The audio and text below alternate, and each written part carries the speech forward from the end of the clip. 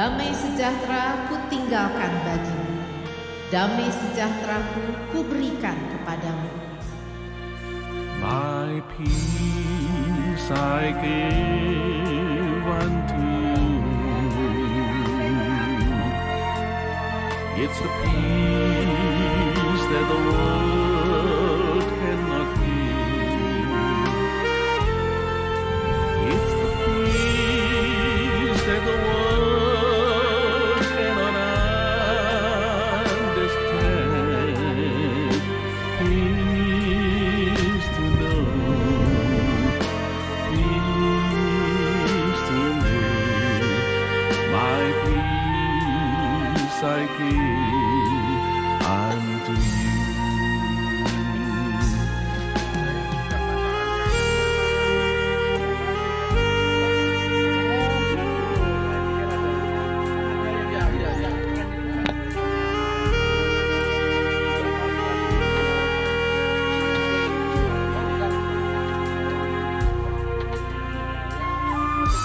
Janganlah gelisah dan gentar hatimu. Damai sejahtera ku tinggalkan bagimu, damai sejahteraku ku berikan kepadamu. Damai sejahtera ku tinggalkan bagimu, damai sejahteraku ku berikan kepadamu. My love I give unto you. Shalom, Shalom. kita bersama sedang berada di dalam acara ngopi bersama Peter Wong, ngobrol pencerahan iman. Dan ini ada di upload di YouTube. Linknya itu channelnya adalah Peter Wong Share. Nah, silakan saudara-saudara bisa melihat tayangan-tayangan yang lain di situ. Kita sedang membicarakan satu seri yang judulnya Drama Taman Eden. Kita sudah membicarakan tentang pendahuluannya, kemudian juga nama pohon, pengetahuan tentang yang baik dan yang jahat. Kita sudah ulas itu, diskusikan. Kemudian yang kemarin kita membicarakan tentang esensi kejatuhan Adam dan Hawa ini adalah berpindah iman. Bukan berpindah agama, tapi berpindah iman. Dari iman kepada firman Allah yang dalam bentuk larangan makan dari pohon pengetahuan yang baik dan yang jahat itu, ya, imannya itu digerus oleh iblis sehingga tidak percaya, menolak firman Allah dan percaya kepada perkataan iblis. Dengan memakan buah itu, meninggalkan kepercayaan pada firman Allah dan sekarang memeluk kepercayaan kepada perkataan iblis. Dengan demikian secara posisional keberpihakan pada Allah sebagai anak-anak Allah sekarang berpindah menjadi anak-anak iblis yang berbondong-bondong bersama-sama dengan bapaknya menuju kebinasaan yang sudah ditetapkan, yaitu yang disebut neraka. Dan ada jalan kembali disediakan oleh Allah Bapa melalui Allah Anak, yaitu Allah Firman, yaitu barang siapa yang percaya kepada anak ini, ya akan diberi kuasa untuk menjadi anak-anak Allah. Jalan kembali menjadi anak-anak Allah. Ya, dan dia tidak turut dihukum karena dia sudah pindah dari dalam maut ke dalam hidup. Itu Yohanes 5 ayat 24. Jadi ini selanjutnya kita akan membahas mengenai putusnya relasi Allah dan manusia, di mana ada dua hal kehadiran Allah itu yang menandai kehadiran Allah yang khas, yaitu satu Shekinah, yang disebut Shekinah, ya, awan kemuliaan gitu yang di dalam perjanjian lama itu menandai kehadiran Allah. Dan satu lagi yang penting ini adalah shalom juga. Shalom itu damai sejahtera diterjemahkan ini. Karena nggak ada padanan persisnya. Harus ditambah damai sejahtera. Ini keputusan LAI menerjemahkan ini. Saya dulu pernah ikut menjadi salah satu tim revisi LAI. Nah, ini yang dipakai sekarang sampai sekarang ini sudah berapa puluh tahun itu damai sejahtera. Dan ini shalom ini mempunyai pengertian khusus, bukan cuma damai dalam arti tidak ada konflik, tidak ada perselisihan, tidak ada perseteruan, tetapi itu ada harmoni. Jadi yang digambarkan ini adalah di Taman Eden itu sebelum kejatuhan itu bagaimana di Yesaya 11 itu menggambarkan seperti anak kecil main-main dengan ular tedung misalnya. Kemudian main-main dengan singa. Jadi tidak ada pemangsaan itu. Jadi itu adalah suatu gambaran di mana ada shalom Allah. Mewakili gambaran itu.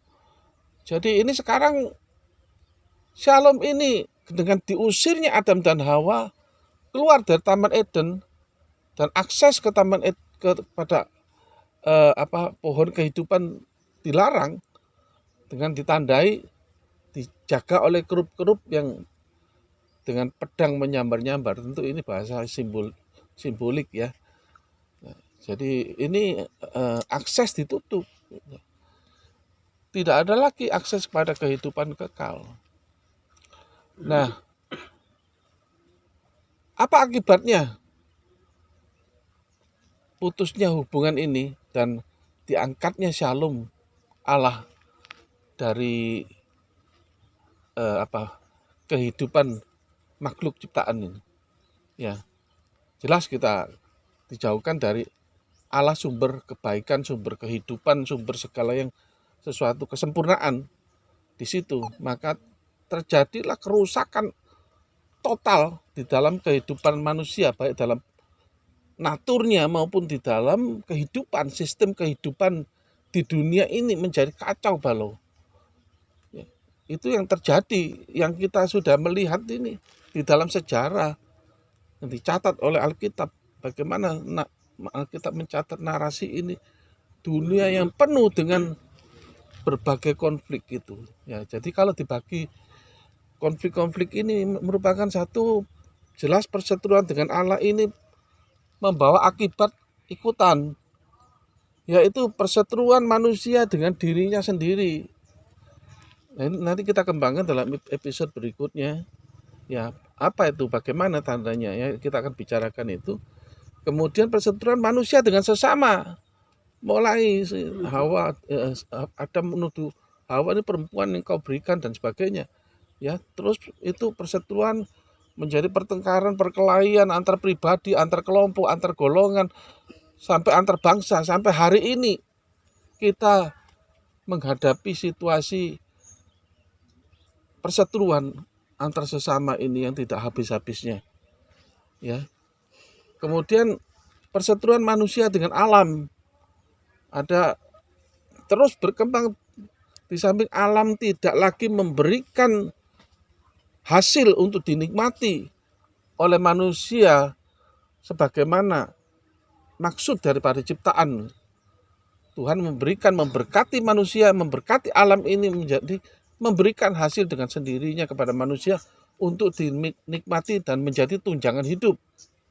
Tetapi sekarang kamu dengan berpeluh, kalau dalam terjemahan lama, dengan membanting tulang, kamu mencari nafkahmu. Dan itu yang terjadi, perseteruan dengan alam. Di samping juga mengikuti itu adalah berbagai macam bencana alam, baik gempa bumi, tanah longsor, kemudian ada kalau yang di banyak tempat tuh likuifaksi, tahu-tahu tanah bisa membuka dan menutup, ya, yang dialami oleh orang-orangnya Musa itu. Datan, Korah dan siapa itu Abiram itu.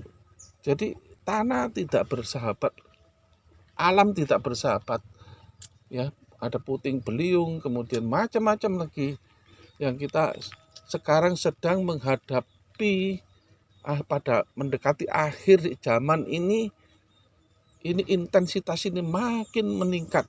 Gempa bumi sudah tidak bisa dihitung, setiap hari ada catatannya di seluruh dunia, di mana-mana, tanah longsor dan sebagainya, kelaparan, dan ini semua akibat yang terus meningkat, ya. Tiadanya sama alam menjelang hari kedatangan Tuhan. Walaupun kita nggak tahu pastinya, tidak dinyatakan kapan persisnya harinya, hari dan jamnya.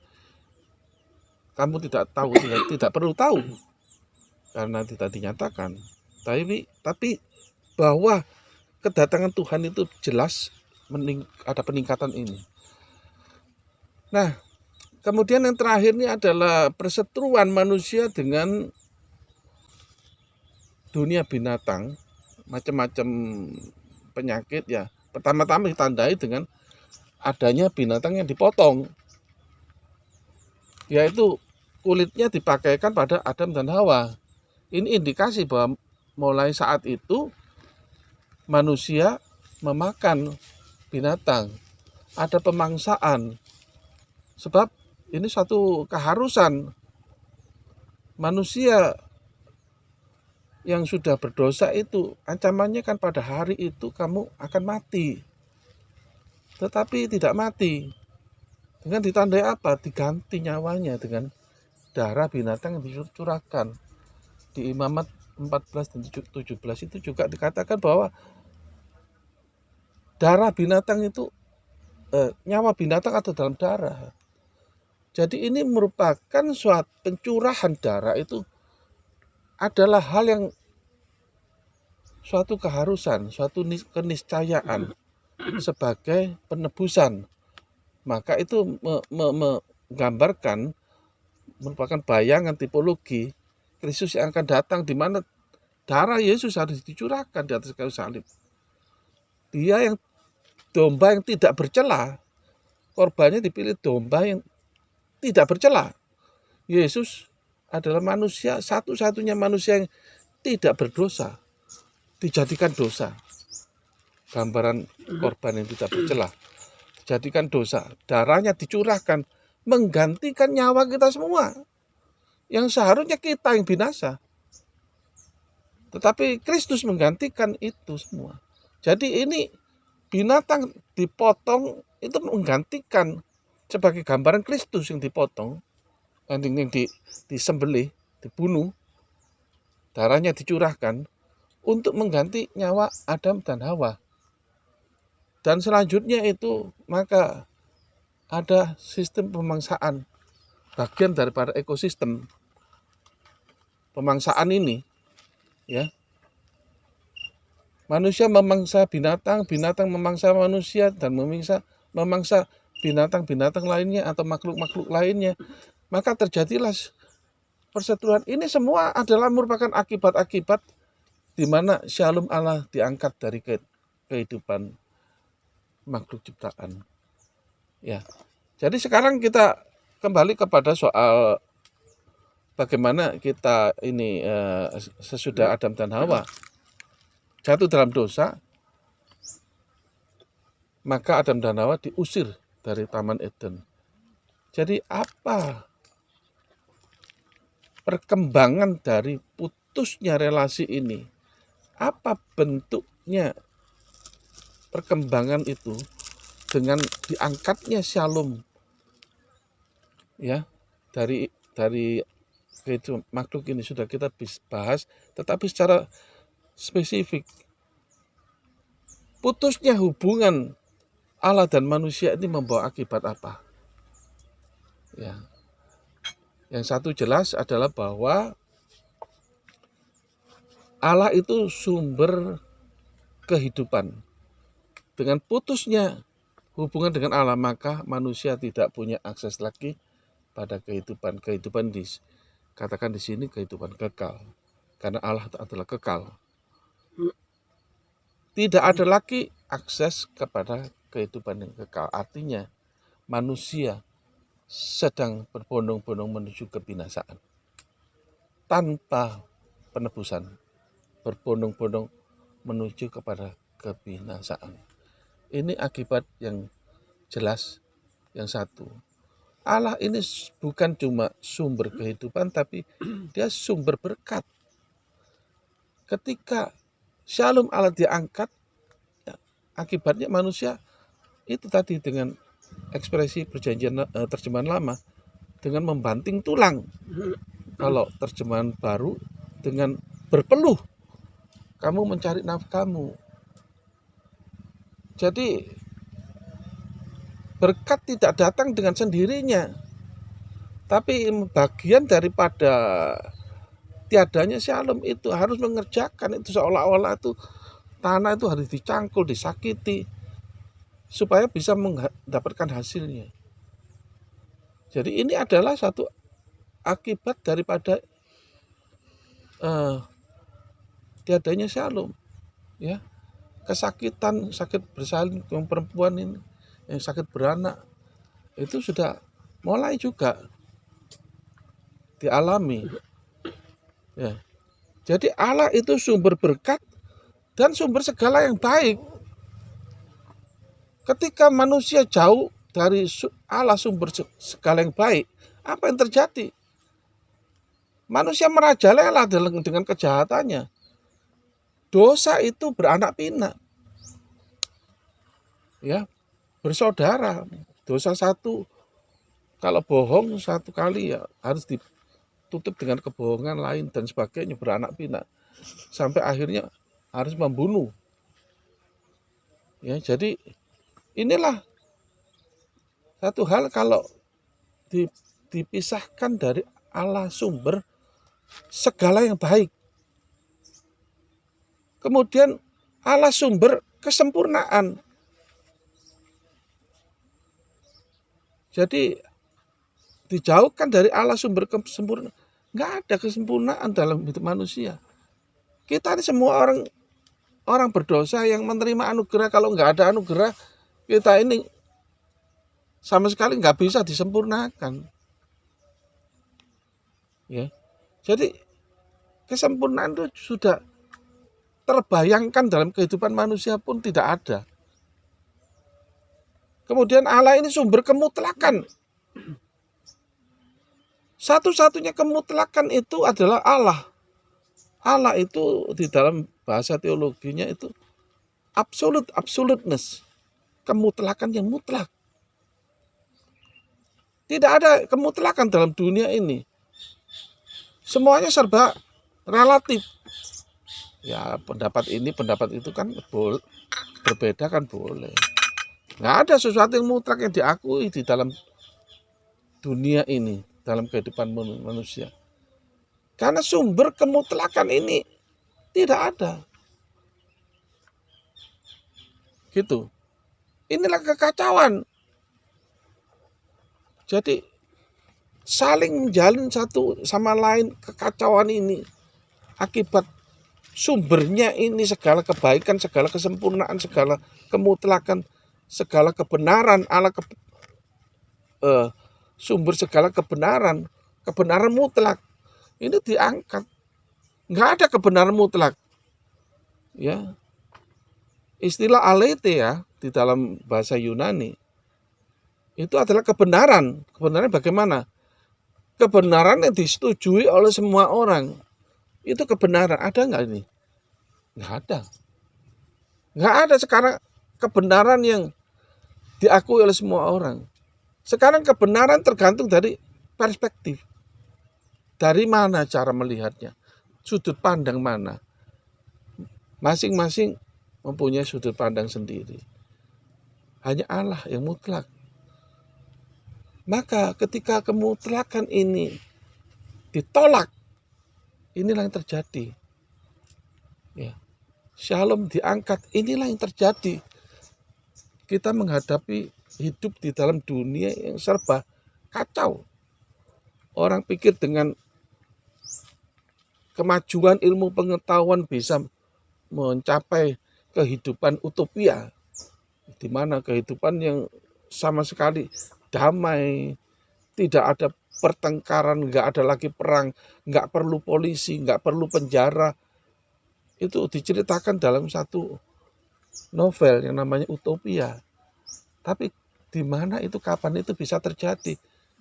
Nggak pernah bisa terjadi. Kecuali Shalom Allah hadir kembali. Itu nanti di akhir zaman pada kerajaan Kristus. Shalom berkuasa. Ini nubuat tentang eskatologi orang Kristen. Kita sedang mengharap-harapkan itu. The blessed hope di dalam Titus 2 ayat 13 itu. Hari yang penuh berkat itu datang ketika kedatangan Tuhan Yesus. Kedatangan Tuhan Yesus itu merupakan berkat besar bagi anak-anak Allah, bagi orang-orang percaya.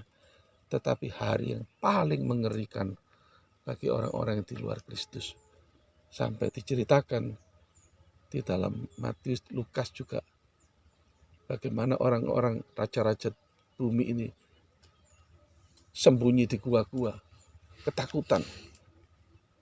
Jauhkan, jangan sampai melihat wajah anak Allah. Itu mengerikan.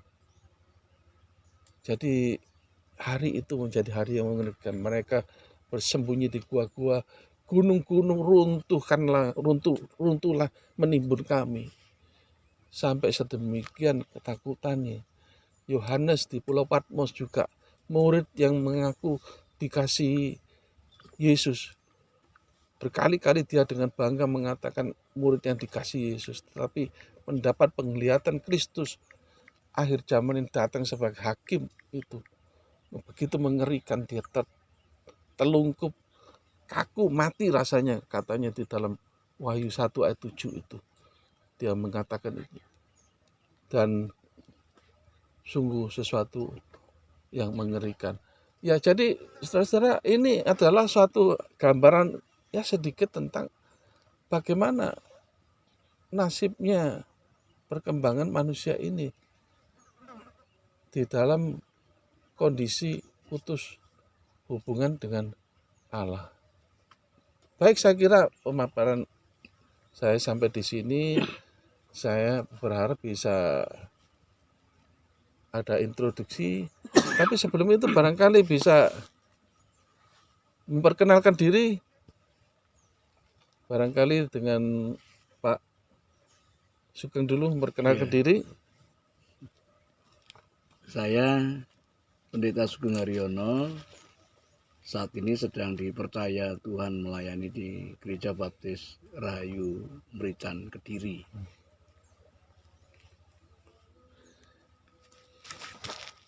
Monggo. Oh itu ya, baik. Saya Pendeta Amin, diberi kepercayaan mengembalakan di Gereja Baptis Indonesia Semboja, Kediri. Terima kasih. Yap, saya Pendeta Holik dari Gereja Baptis Indonesia Ngatuk. Terima kasih. Ya, terima kasih. Saya Pendeta Muda Lulut. Saya pelayanan di Dodo Semboja cabang Merenggolo. Terima kasih. Kita sedang berada di dalam suasana yang asri ini, di tengah-tengah sawah milik Ibu Yanti ini. Monggo Bu Yanti memperkenalkan diri dan memberikan sambutan singkat. Iya, puji Tuhan, banyak terima kasih. Kesempatan yang luar biasa dan nggak disangka-sangka, nggih. Jadi kemarin itu saya dengan enjoy-nya ke tempat kakak saya itu, yang depan rumah itu bude saya. Kok ada sepeda motor gembruduk, ini siapa, tahu-tahu berhenti di depan rumah. Lah budenya nanyain, "Bule, tamunya banyak loh," gitu. Wah, wis dimasakne urung gitu lah. Waduh, lah saya nggak tahu ya bude kalau ada tamu. Terus saya samperin, nggak tahunya kok, oh Pak Pendeta Lulut, terus ada Pak Pendeta, saya yang sudah tahu ya, sama Pak Sugeng yang sudah rawuh di Merenggolo gitu. Dengan senang hati kami ditempatin yang tempat sederhana ini, dan ini sungguh-sungguh menjadi berkat buat kami setiap kali dari keluarga kami atau dari saudara yang di Merenggolo, di mana aja. Nah, kebetulan saat ini dari Bapak-Bapak Pendeta dan dari Pak Peter Wong berkenan hadir di tempat ini. Dengan senang hati, dengan gembira kami menerima, dan lain waktu apabila masih berkenan, monggo selalu terbuka tempat ini. Terima Ya, kasih. terima kasih. Dan minta maaf juga karena saya sendiri, bapaknya kemarin sudah minta izin, nggak bisa oplosan sama temannya karena nyonyanya harus cek dokter ya, jadi nggak bisa menemani. Hanya begini nih keadaan kami, Pak. Ya, Ibu. terima kasih Bu Yanti. Iya, sama-sama seadanya. Gitu. Barangkali juga Ibu Pendeta Lulut bisa memperkenalkan diri dan juga dengan anak-anak. Baik, terima kasih. Selamat pagi. Ya, nama saya Ira. Saya istri dari Bapak Lulut Purnawan yang mulai akhir Mei kemarin kami melayani di GBI Semboja cabang Merenggolo, dan kami baru 3 minggu berada di desa ini dan Masih kinyis-kinyis. ya kami senang, kami jadi sering berada di alam. Selama ini kan Ngawang. tinggal di Rumah sakit. Nah, sekarang bersyukur bisa sering menikmati udara yang segar. Di rumah sakit udaranya penuh dengan Penyakit, virus.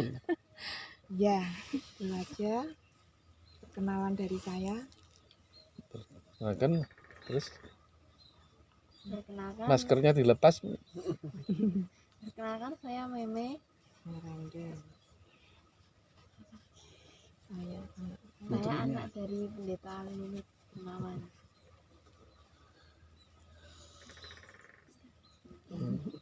Baik, perkenalkan, saya Indah, istri dari Pendeta Amin yang mendampingi dalam pelayanan di GBI Semboja. Ya, terima kasih untuk kehadiran Bapak Ibu Saudara semua. Ya. Dan mudah-mudahan kita bisa mendapatkan pemahaman bersama. Ya. Saya di sini bukanlah mengajar bagaimana, tapi memimpin diskusi untuk menemukan kebenaran-kebenaran yang indah dalam firman Tuhan. Ya, memberikan pemahaman yang mencerahkan iman kita bersama dan juga para penonton, dan membawa dampak pada pertumbuhan rohani yang sehat. Ya, terima kasih sekali lagi. Ya, silakan barangkali ada komen atau pertanyaan. Tadi ya. Baik, Pak Wong, terima kasih. Pagi ini secara pribadi saya boleh kuliah gratis ya. Karena udah lama enggak belajar ini. Ya. Ada satu pertanyaan atau perlu penjelasan saja berkenaan dengan Salum yang sudah diambil oleh Allah saat Adam dan Hawa diusir dari Taman Eden. Aplikasi dalam perjanjian baru ini, saat kita percaya kepada Yesus Kristus, kita diangkat menjadi anaknya.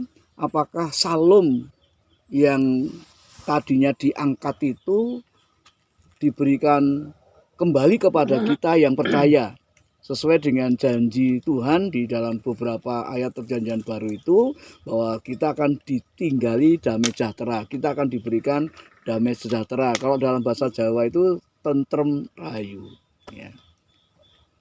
Monggo Pak Ya, Peter Wong. sebenarnya istilah Shalom, Shalom, damai sejahtera. ditinggalkan. Sebenarnya Atau ini diberikan. bukan ditinggalkan bagaimana ya, kita harus memahami bahwa Shalom maupun Shekinah itu melekat pada kepribadian Allah. Ketika manusia diusir dari hadirat Allah, maka dengan otomatis Shalom itu nggak ada dalam kehidupan manusia dan makhluk ciptaan gitu. Nah, kemudian ketika seorang menempuh jalan kembali atau dengan menerima Kristus Allah firman itu, menerima kembali firman Allah sepenuhnya, bukan cuma sekedar pengakuan, tetapi iman itu membawa dampak pada tindakan iman itu. Jadi menerima di dalam iman kepada Tuhan Yesus Kristus, Allah firman itu, maka damai sejahtera mulai dipulihkan. Dan janji Shalom itu tentu akan dipulihkan sepenuhnya ketika kita berhadapan di dalam kehadiran Allah sepenuhnya. Nah, sekarang setiap orang yang menerima Kristus diberi status sebagai anak-anak Allah. Diberinya kuasa, dengan bahasa Alkitab itu, menjadi anak-anak Allah. Itu Yohanes 1 ayat 12. Dan juga bahwa sekarang ini masih dalam bentuk uang muka. Uang mukanya itu apa maksudnya? Ya, di dalam Efesus 1 ayat 13-14 itu jaminannya diberikan. Jaminannya itu loh, bahwa kita akan menerima sepenuhnya nanti. Jaminannya apa? Roh Kudus sebagai jaminannya. Gitu. Keselamatan ini termasuk di dalamnya itu Shalom. Karena Shalom itu ada pada bersama dengan pribadi Allah. Maka ketika kita mengalami atau berada dalam hadirat Allah sepenuhnya, di mana itu nanti di dalam waktu yang akan datang, entah kita ini meninggal atau beralih dari kemah tubuh ini kepada Tuhan, atau Tuhan Yesus datang kembali kedua kali. Nah, ketika kita menghadapi hadirat Allah sepenuhnya, ya itulah Shalom, di situ sepenuhnya kita nikmati. Dan sekarang tidak mungkin kita bisa menghadapi Allah sepenuhnya, karena kita dalam tubuh dosa ini. Maka kekudusan Allah akan memakan kita seperti kalau kertas itu dimakankan ke api. Ya. Kata Musa dan juga kata di dalam Mazmur itu, Allah itu bagaikan api yang menghanguskan kekudusannya. Jadi tidak mungkin kita mengalami Shalom Allah dalam keadaan seperti ini. Ya, jadi ini jelas itu. Keselamatan itu akan, janji Shalom itu akan bersama-sama dengan keselamatan sepenuhnya, penebusan sepenuhnya yang akan kita alami. Sekarang ini masih statusnya sebagai anak Allah. Kita terima. Sudah, dan ini kita nggak perlu ragu. Maka itulah kita ada keyakinan keselamatan. Ada jaminan keselamatan di dalam Tuhan Yesus. Itu kira-kira, Pak.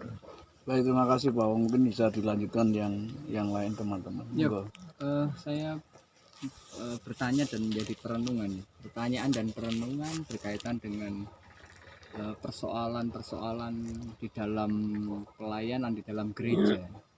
Kalau orang yang percaya diberi damai sejahtera, kenapa justru di dalam gereja lah muncul pertikaian, di dalam gereja muncul persoalan, di dalam gereja justru rasa-rasanya tempat yang sepertinya menurut saya tidak ada Shalom. Terbukti juga di surat-surat Rasul Paulus begitu banyak persoalan konflik seperti di Korintus dan beberapa surat yang lain. Bagaimana menyikapi ini, Pak? Ya, memang kita ada dalam tubuh berdosa. Setiap kita. Ya, berserta dengan tubuh berdosa ini, maka juga segala pertikaian Shalom Allah tidak hadir di situ. Seorang ketika umat Tuhan itu memelihara firman Tuhan, dengan melakukan kehendak Tuhan, disitulah kerajaan Allah hadir. Di mana kerajaan Allah hadir, di situ ada shalom. Ya, makanya doa Bapak kami itu, ya, datanglah kerajaanmu. Selanjutnya apa? Kehendakmu. Ini paralelisme ini. Ya. Datanglah kerajaanmu, jadilah kehendakmu. Kerajaan Allah datang kalau kehendak Allah dilakukan. Jadi kehendak kerajaan Allah bukanlah kerajaan fisik. Tapi kerajaan di mana Allah dirajakan. Bagaimana cara Allah dirajakan? Ya firman-Nya digugu, dilakukan. Karena itu firman Allah itu perkataan raja. Kehendak Allah itu perkataan raja yang harus dijalankan, dilaksanakan. Disitulah kerajaan Allah hadir. Ketika kerajaan Allah hadir, di situ ada shalom. Tapi kalau umat Tuhan atau orang-orang yang ada di gereja, yang anak-anak Tuhan yang masih berdosa ini, yang masih memelihara, melestarikan kedagingan, ya bertengkarlah satu sama lain. Nggak ada kehadiran kerajaan Allah, nggak ada. Karena tidak melakukan kehendak Allah, nggak ada kehadiran kerajaan Allah, nggak ada shalom Allah di situ. Walaupun namanya gereja. Saya kira begitu, Pak. Yap, saya setuju karena Yesaya 32:17 dikatakan di mana ada kebenaran, di situ akan tumbuh damai sejahtera, dan akibat kebenaran ialah ketenangan dan ketentraman untuk selama-lamanya. Amin. Amin. Terima kasih doanya. Monggo, mungkin adakah yang lain? Kita amin. Cukup. Ya, demikianlah perbincangan kita, ngobrol-ngobrol kita di tempat yang sejuk ini. Kita kesimpulannya yang bisa ditarik ini adalah bahwa shalom meskipun sudah tidak hadir lagi dalam kehidupan manusia, tetapi melalui jalan kembali yang diberikan oleh Allah Bapa, yaitu melalui anaknya yang tunggal atau Allah firman Yesus Kristus, yaitu satu-satunya jalan kembali kepada Allah, menjadi satu-satunya jalan kembali menjadi anak Allah lagi. Maka shalom Allah itu juga akan bersama dengan keselamatan diberikan sepenuhnya ketika penebusan itu kita alami sepenuhnya. Tetapi sekarang di dunia ini kita baru mengalami status sebagai anak Allah. Diberikan sebagai status anak Allah yang dimana jaminannya adalah Roh Kudus. Efesus 1:13-14, Roh Kudus sebagai jaminan uangmu seperti uang muka yang menjamin kita akan menerima keselamatan, dan bersama dengan keselamatan itu adalah shalom dan mengalami hadirat Allah sepenuhnya. Disitulah shalom dan kemuliaan Allah kita nikmati secara sepenuhnya di waktu yang akan datang. Ketika kita beralih dari tubuh ini, kemah ini, yang dalam dunia ini beralih kepada kekekalan, kita bersama dengan Tuhan Yesus Kristus di dalam kerajaan kekal Kristus. Demikianlah saudara-saudara, yang akan datang kita akan membahas mengenai bagaimana selanjutnya bahwa hilangnya atau tiadanya atau absennya shalom Allah di dalam kehidupan manusia dan juga makhluk lainnya, itu membawa akibat pada perseteruan dengan diri sendiri terutama, dan perseteruan dengan sesama, dengan alam, dengan dunia binatang. Jadi dalam episode selanjutnya silakan mengikuti itu. Terima kasih atas perhatiannya. Shalom. Mari kita ngopi bersama. Salam ngopi. Salam ngopi. Ngobrol pencerahan iman. Kopiku banyak semut. Damai sejahteraku kuberikan kepadamu. Damai sejahtera Vitamin ya, kutinggalkan. sidik-sidik vitamin. Damai Banyak ya, sejahtera penyakit. kuberikan kepadamu. My peace I give unto you. Deg-degan. It's a peace that the world cannot give. It's the Wah, sudah peace that the world